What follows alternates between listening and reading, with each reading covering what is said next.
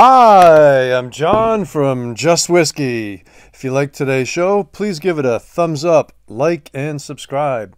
And consider becoming a Patreon with the link in the description below. And thanks so much for the few Patreons that I do have that help support this channel. Much appreciated. So instead of just whiskey, today is going to be just wine.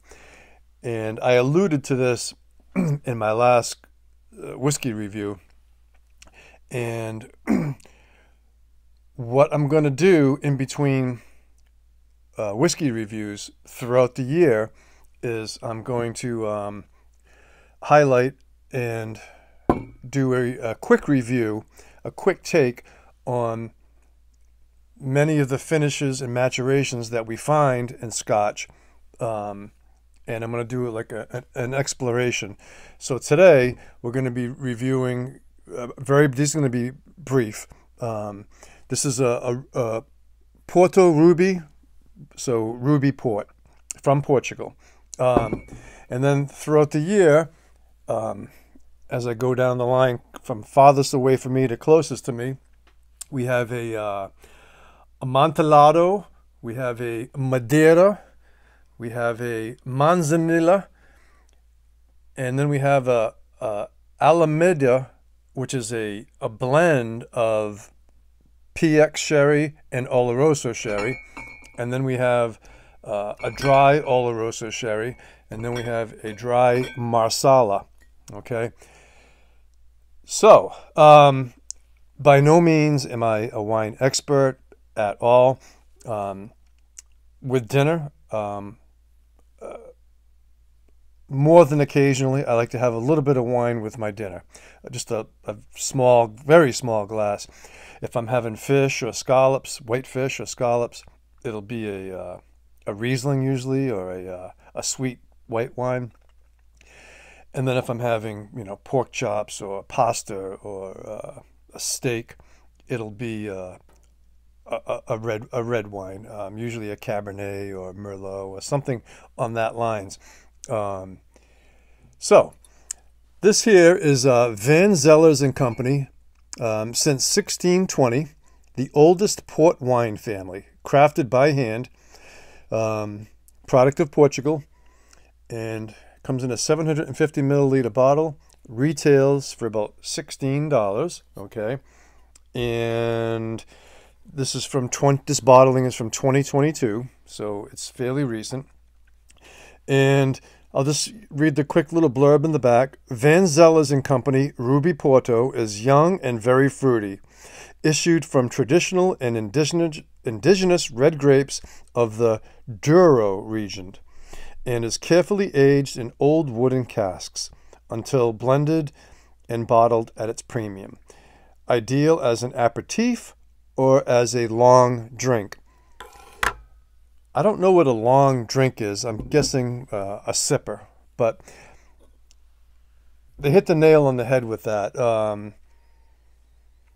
This comes in at 20% ABV or 40 proof, but it's 20% alcohol by volume. You cannot tell at all. If this tastes like plum, prune juice, really condensed, thick, sweet, syrupy, and it really masks the alcohol. So, again, I am no wine expert. I'm just trying to give a basic idea of what we find for Scotch cask maturations and finishes. Okay, so on the nose, kind of what I said. There's no alcohol at all in the nose. Condensed plums, prunes.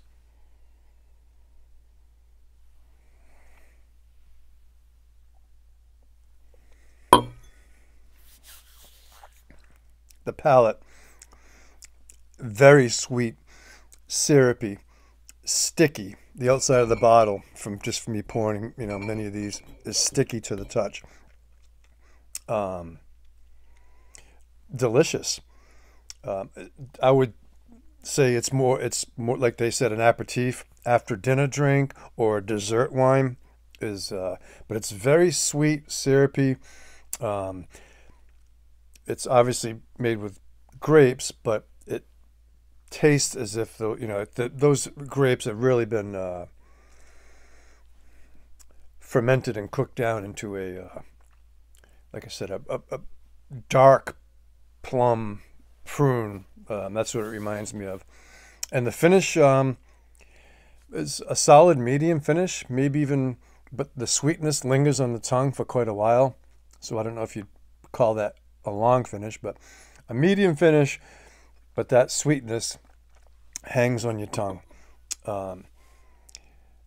There's not much more I can say on this. I want to kind of keep these kind of short and concise, and this is from a layman's perspective, okay? But just to give you an idea, so when you see,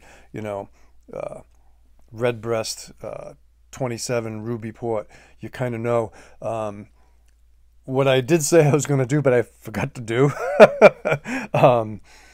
is I have experimented with some mostly ex-bourbon scotches just by putting a few drops in each one, and it really does complement the experience. So I haven't done that. As you know, for my Patreons, I do exclusive videos, and I reviewed last year's Kilkerran 8 cask strength, the port finish, and the sherry finish, and I preferred the port finish, okay, but it is heavy-handed, and which you would probably expect with Kilkerran, So if you're getting a wet port cask, it's going to be syrupy, and you're going to get that rich, dark, sweet, syrupy note to it for sure. But yeah, it's definitely, I've been playing around with it, and I was going to do it on camera, but yeah, just put a couple of drops into your favorite dram that doesn't have any sherry in it or port or anything like that, and see. It's an interesting experiment, and I highly recommend it. And it made each one different, but enjoyable as well, and it offered me a nice perspective on where this influences what we all love. All right, so again, I want to try to keep these short. So thank you for watching. If you liked it, give it a thumbs up, like and subscribe, and consider becoming a Patreon so I can buy more wine. So hats off to you all, folks, and take care. And yes, I have been to Portugal.